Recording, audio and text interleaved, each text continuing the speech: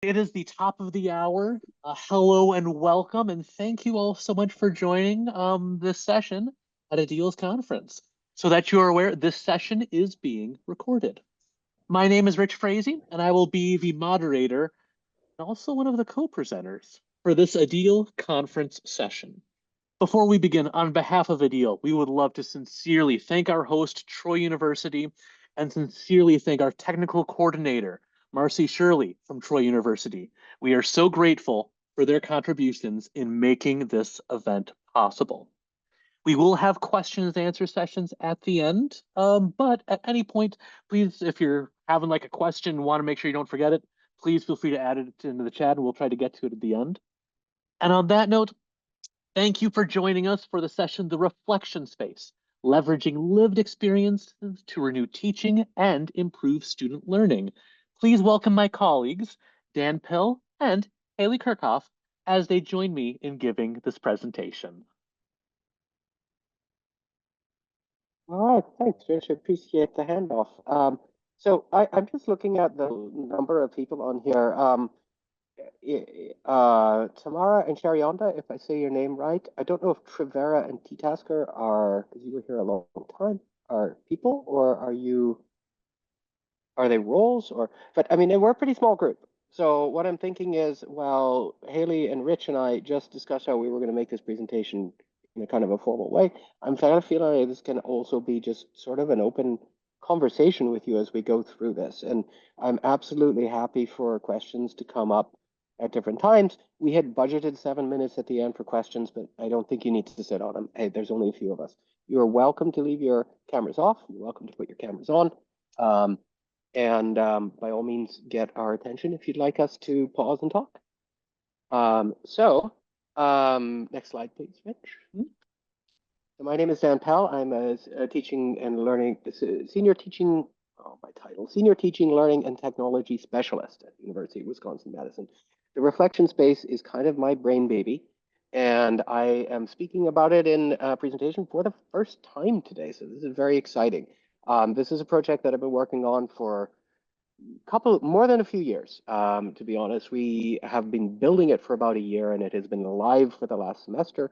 But actually, I think the idea was really came to me in about 2022 as I was working on other projects and noticing that there was nothing like this available and wanting it to exist.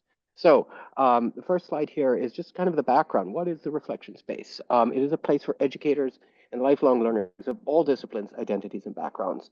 And it focuses on reflective practice or to say the practice of reflection, which is a valuable skill that helps you turn feelings and events of your daily life into opportunities to learn and grow. As I say, it's for educators, and so the opportunities come from our teaching practice and our engagement with students, but also from our growth, which is lifelong as educators. So on the right of the slide, you see it says, why is reflective practice valuable for educators? Well, this is something that I shared with our pilot group as I was recruiting. It's to strengthen your empathy and skill and motivation and confidence as a teacher. It's a way to identify your students' needs and challenges so that you can make changes to better address them. It is also something that can become part of a teaching repertoire to help your own students learn and reflect in their own teaching, and it can lead to changes in practice that have a powerful benefit to learners and to a greater sense of satisfaction as an educator. And it's also a way of finding validation in what you do well. So on the left of the slide, you'll see the more formal learning outcomes that helped us to guide us as we're developing the content of the site. Next slide, please. So getting a little deeper into who is it for, it really is for anyone who is teaching. Professional development is something that we have many offerings here at UW-Madison, a lot of workshops, a lot of drop-in sessions, a lot of online materials, but this is filling a niche for instructors who may not have the opportunity to come to this, or it may be the same people that do go to those, but it's different because it is asynchronous, it's ongoing, it's unbounded. There's no fixed time frame for the reflection space, although there is a rhythm and a pace. It provides multiple ways to engage, which includes not engaging, and I'll talk more about that. I mean, someone can just be a passive kind of lurker, I guess, but I don't like the negative connotation of that word. I'm just a passive participant in the site and still receive a lot of value. In fact, I've even had people say that the experience of wanting to do it has been instructive to them. So talk more about that. Personal and personalizable. There are many different ways that you can engage through reflection space, and you can make it your own as you're doing that. That's something that we deeply encourage in the design of the site. And it's also an individual practice, as reflection is. It's something that you do individually, and it's also something that can be done in community, which is, I think, one of the things that talk about that makes the site unique compared to other resources focused on reflective practice. For the pilot in fall 2024, I recruited 20 participants, and 15 of them have been active in some way on the site. There is a breakdown on the graph. You see the majority are in, I mean, the requirement was to be in some kind of teaching role. There's a little bit of wiggle room on people who are in more of a mentorship or training role, but we wanted people to be able to reflect on teaching and learning experiences, online, in person, hybrid, what have you. On the right of the screen is the first of many screenshots from the reflection space. This one is of the community agreements that we built around participation and respecting privacy. Next slide, please. All right, the reflection space is organized from the homepage, and Rich and Haley will talk a lot more about this. We have a very, very simple design principle that we apply to the reflection space. And I don't want to steal their thunder, so I won't say more about that. But the homepage links to all of the different aspects. That includes really key places like the orientation, some training around approaches to reflection, weekly reflections, the short prompt that is shared throughout a whole different range of places in the reflection space. There's an example of that at the bottom, where you see the red leaf where it says September 16th, weekly reflection, critical incidents. That is a summary of what they might write about, and then that links from a number of places back to a full-length weekly reflection. That's something I update every Monday. It's a new prompt developed from a range of sources, and that's found, and it walks people through a lot of different approaches that they can use. The reflection gallery compiles all of the previous prompts as well as some new ones. And so there are people who have a range of options if they don't feel inspired by the one that's presented. Community forum is what I like to call the heart of the reflection space. And that is where information is posted. I'll skip to the next slide, please, because I talk a lot more about these in detail. Great. So one of the things that I wanted to share is that reflective practice has been around a very long time. I mean, millennia, whether the name is applied to it or not. And it is that sense of being introspective to learn, reflecting on what you do in order to learn about what you do and about yourself. And there is also a lot of scholarship connected to it. It's practiced in many disciplines. Medical education is one of them. Nursing has a great scholarly range of scholarly sources, but it's also in education. It's in social work. It's practiced in many places. And I did a whole lot of compiling of sources and reading of sources. And those are provided through the reflection space too, in what we call the reading room. Next slide, please. All right, so this gets into the experience more. Every week there is a reflection that I write. I usually try to draw together 2 or 3 different sources and try to cycle through a range of different themes. We'll look more at that later. The one that you see on the left here is a weekly reflection focusing on maxims, which is like personal statements that capture our values and that inform our practices. On the right of it, you see 2 pie graphs. One of them shows the amount of time that people in the pilot reported spending. And that is that 30 to 60 minutes that the majority are spending is also the majority of people want to be right around that level. So one of the things we have encouraged everyone to do is to think, how much time do I need and where will I do this or when will I do this, and to really build it into their life routine. Next slide, please. On this, you see some extracts from and planning documents related to the reflection gallery. So, I mean, in some ways, this is just an asynchronous online course, yeah, but a very light one and a very in and out accessible one. So the reflection gallery is where I build up what are assignments, but they're not assigned as assignments in Canvas because they're available to anyone at any time. And you see that kind of compiling out the different prompts with the descriptions that also go into those short descriptions that are shared in multiple places. So and each time that we share those short descriptions, there's a kind of a picture that goes with it, so that there's this kind of change in the aesthetics and a little bit of extra inspiration. On the right, you see another one of my napkins. This one is covered in virtual post-it notes, and this is where I actually planned out, okay, here is 16 weeks worth of reflections to get us through the whole semester. And because this is a pilot, I'm building them as we go ahead. I'm currently 2 weeks ahead and quite happy because I got EDUCAUSE coming up soon. I'm going to need to not work on this next week. Next slide, please.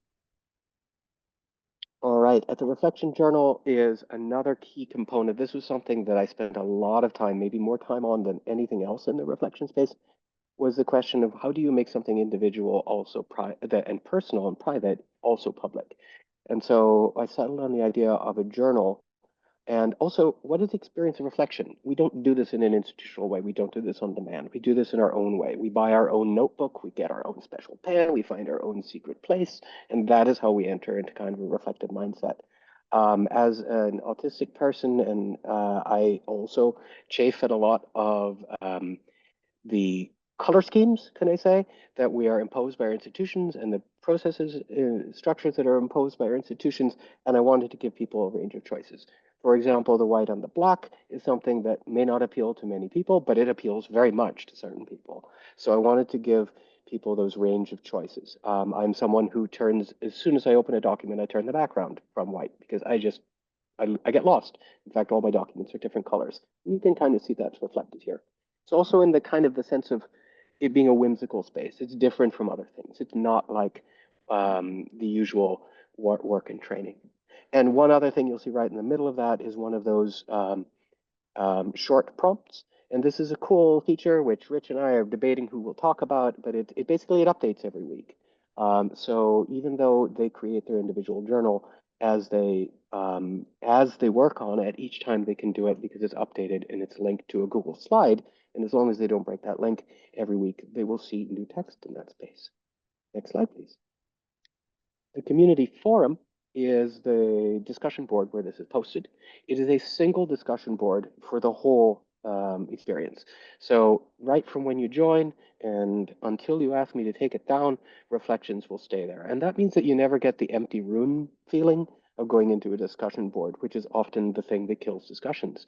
Being the first person to post sucks. And so if you go in there, there's always something. And I go back to it sometimes when I just have free time to see what people have been writing.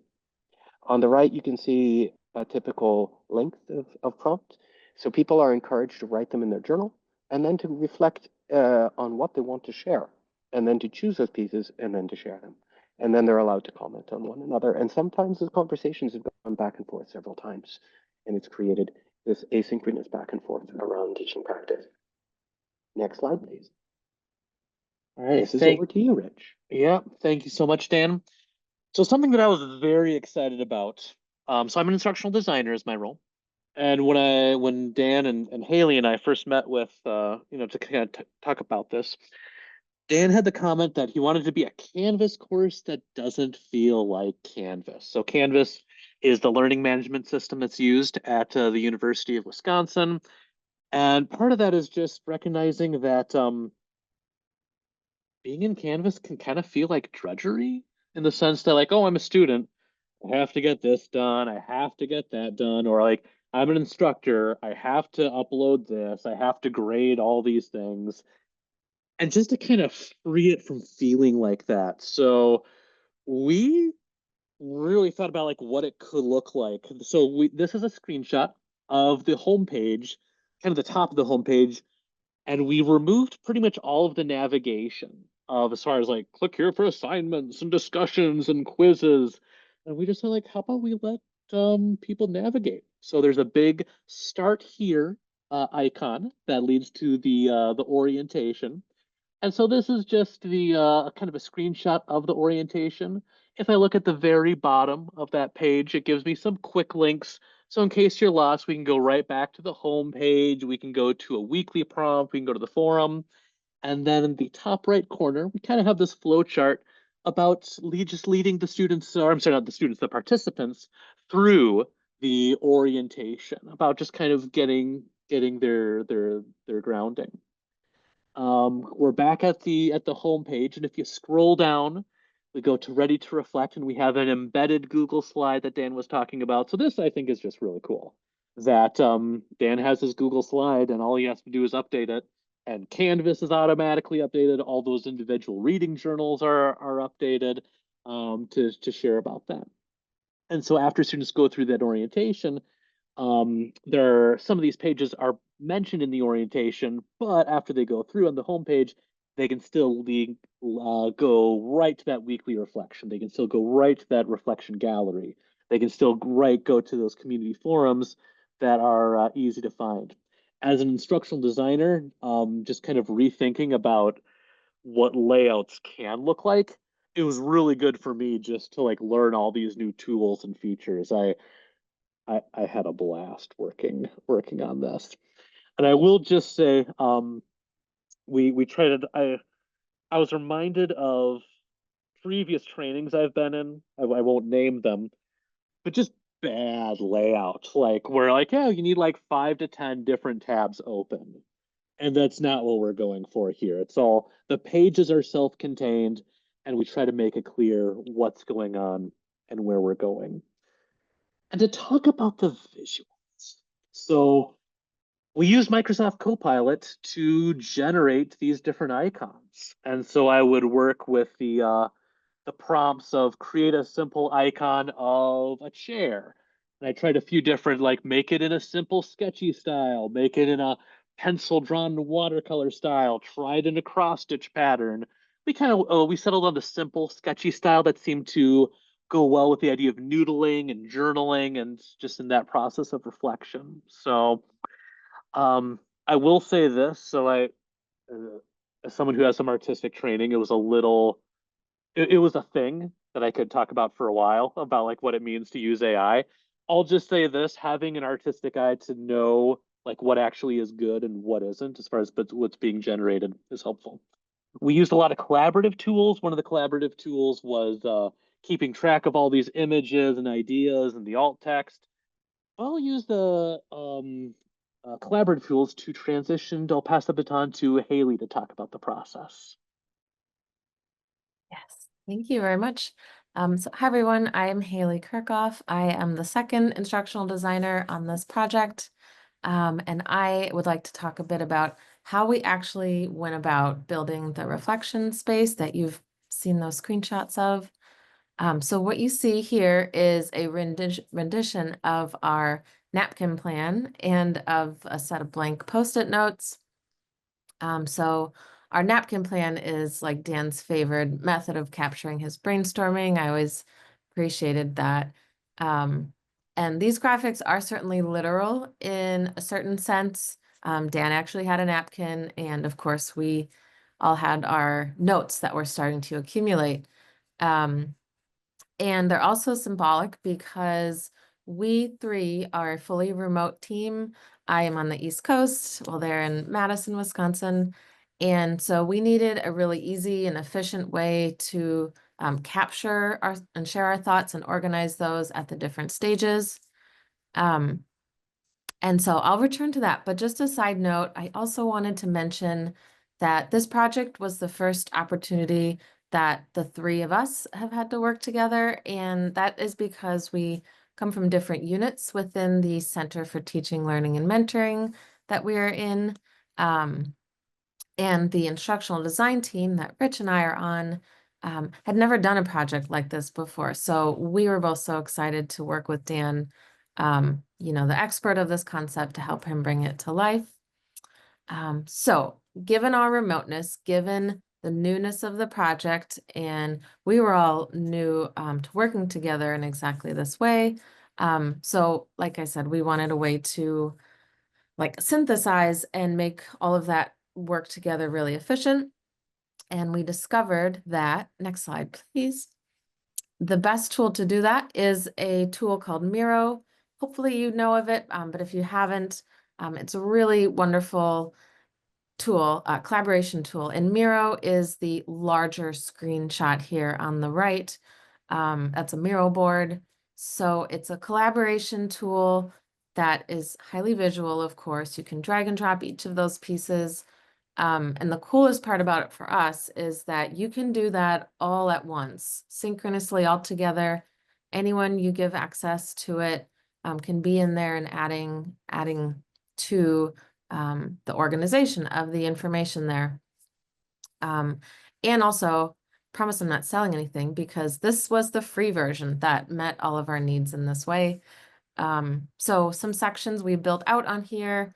It might be kind of tiny to see, but they'll touch on things you've heard about already. The homepage mockup, the orientation components, the icons that Rich had mentioned, the napkin plan, of course. Even the flow of events for our pilot offering, we were able to document those in there. Any pieces for after the pilot and draft or archived pieces and more. And then the other snapshot here is just an example of some of our major milestones of the project, of course. So of course, that's helpful to, aspire to work toward things like when we actually have the development shell initiated in Canvas and when our working group started, when we had the website text advertising it on our center's website, the launch of the actual pilot in Canvas, and then looking ahead to regearing for the full-fledged site in a few months here. So next slide, please. And just a few more screenshots to show how we went from Miro to the beautiful Canvas course. So on the right is an enlarged version of the homepage mockup, a part of the homepage. And that translated to the Canvas page, roughly similarly. And so that's the expanded version on the side. In the middle is the situated homepage element as a part of the whole course design. And so it has the major pieces in Miro, like the announcements, that welcome message, the start here. And then the Canvas side of things is just, of course, where we applied the design to them. So that standard green background, the standard icon design, and more. And it was just really easy. You might be able to see how there's one sticky note that says change places. That was a really easy, cool way to indicate when a change needed to be made. Next slide, please. Okay, so this is the last tool I wanted to touch on. It is a lowly Google Doc, but it's really novel in how we used it, I think. So this was actually a design that Dan had used in a prior project and it worked really well. So on the left of this Google Doc table is a wider column to capture the Canvas content. And on the right is a white narrower column to capture our notes for each page of content. And then you can't quite tell it here because it's mostly green, but there's a really robust color coding key that we used as kind of an assembly line or to help us know the order of operations. So whether the page content was in draft, which would be gray, needing to be revised is another color, ready for the site, back in revision, live and done is this green color you see here. And then of course, just being a Google Doc, it gave us the benefit of, spell check, track changes, those kinds of things. So that is all I have to share about how the space came together. Dan, in moderator mode, I should give you a couple of minutes before we go on to Q&A time. Yeah, question. One thing is, do we have people on this call that are going to ask questions? Or would you like me to spend a little more time in the content? I will assume that you want questions then. Okay. So the reflection space so far, as I said, it is a pilot and we have 15 people who are active. And one of the fun things that I get to do, of course, is to read everything that they write. And I've been recording that and kind of identifying some of the themes. So these are things that we've gotten permission to share, people are talking about their experience. So a lot of people in the early stages, we're only 6-7 weeks in, talk about their motivation for joining and motivation for reflection. So Nora spoke about hoping to gain insights from others about approaches that we call next level learning experiences. Fiona talked about providing structure and accountability within a supportive group to get her going and to get her going with reflection. Liam wrote about keeping a personal journal for 20 years that fell off during grad school and said this will be the kick in the butt. I need to revisit it. Isla saw it more in terms of motivation in her work, said, this is a chance for me to remember that this is a fun job and I enjoy it. Sophie talked about joining the reflection space to give herself permission to sit and think. And I love that. And several people used exactly that phrase of giving myself permission, actually. Hannah talked about the comment after completing the orientation, it feels like just the right thing at just the right time for me. So a lot of excitement about this thing suddenly appearing appearing amongst all the other professional supports that are available. Next slide, please. All right, I'm talking about the value of reflection. Fiona wrote that I think reflection is a wonderful way to keep learning, and that I have difficulty finding time to do so, and I find myself overwhelmed. Liam said, I think that everyone has pieces of knowledge and experience, and so I really try to pull that out of others, both for my own growth and for others. Hannah wrote that she was recovering from burnout and moral injury, and this is a chance to create time and space for herself just to reflect. And Nora wrote about how reflection has impacted me by allowing her to be more spaciousness in how I seek out and take in feedback. And I mean, debated whether to bold spaciousness. I love the choices of words because, these are clearly people who think a lot about their words and the way people are describing their feelings and describing their intent and their motivations and putting them into words. It really has connected with people in a way that I think, doesn't happen in high pressure, sit in a group, talk about a thing, kind of workshops and trainings. Nora also wrote that the reflection has allowed her to be, she said, more nimble in relationships. So also impact, next slide, please, or experience. They've talked about self-care, and I love this first comment from Isla. I'm surprised that reflection seems frivolous, but things like sheet masks and bubble baths masquerade as self-care. Zoe wrote, and several people wrote about being an introvert, and so being around people all day is exhausting. That certainly applies to me. And what refills my cup is time alone, which is happening in 5 minutes after this presentation for me. Action. Isla talked about this. This is one of the first reflections where someone said, I did this because of this. She was writing a reflection about how she missed certain feelings, and she realized, hey, it's day one of the semester. And so right after she finished her reflection, she went upstairs to say hi to the students and connect with them on their first day of class. And she told them, hey, take a selfie and send it to your mom and things. She said she came down and then finished her reflection saying, I feel so energized right now. Another thing people are finding with Sophie is connection to other people. So this is just an example of the kind of replies that are happening. So somebody posted something and Sophie writes, this post really resonated with me. It brought to mind the negative role models that I have and how they reverse inspired me to do better when it was my turn. So this is someone hearing about somebody else describing something they'd experienced in their past and saying, yeah, I know. When you have a supervisor like that, when you have an advisor like that, it sucks, but you learn a long time afterward once the sting is out. But that kind of point, reflecting Dan, off each other. I need to give you that 1 minute warning. That's all I need. Gotta be the bad guy. And in terms of sharing, Fiona said, I'm interested in helping to share reflective practices with our students, which is another direction we're hoping to take this further into the future. Next slide, please. One other interesting aspect I've been building on here is the gamification side of it. And this is because I hope to increase the scope. Right now we have 20 people. If we could have 100 people in here, I would love that. And how do you moderate a discussion board without actually having the time and scope to respond? So one of the things I'm looking at is what are the behaviors I want to encourage and how can I encourage them? So for example, collective effort, how many people have posted, how many messages, dedication, how many people have stayed in this for how long? It's actually pretty easy with just manually doing it using a spreadsheet, which is what you see on the right. Next slide, please.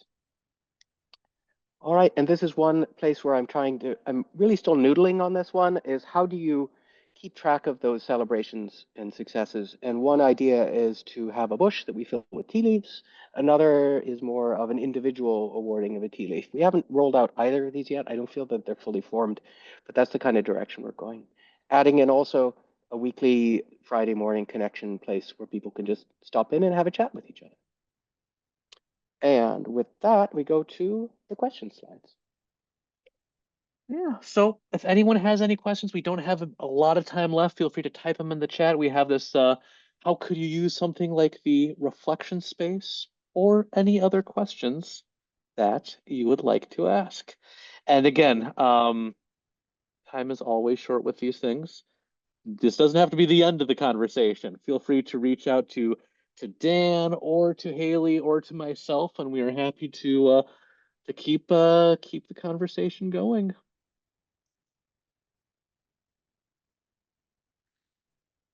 That we are at time. Thank We're you, at time. everybody. Okay. Thank Last you. slide. Flip Yep. to the last slide. Oh, you bet. I lost my screen. I apologize about that. Okay, the last slide has our email and and also the reference for the presentation. Cool. There we go. Cool. So thank you all so much. On behalf of ADEIL, we hope that you enjoy the rest of the conference. You will be receiving an evaluation form after the conference. We would love your feedback. And we hope that you enjoy the rest of your day. Thanks, Thank you, everybody. Dan, for including that email in the chat. So feel free to reach out to us. We're happy to connect afterwards.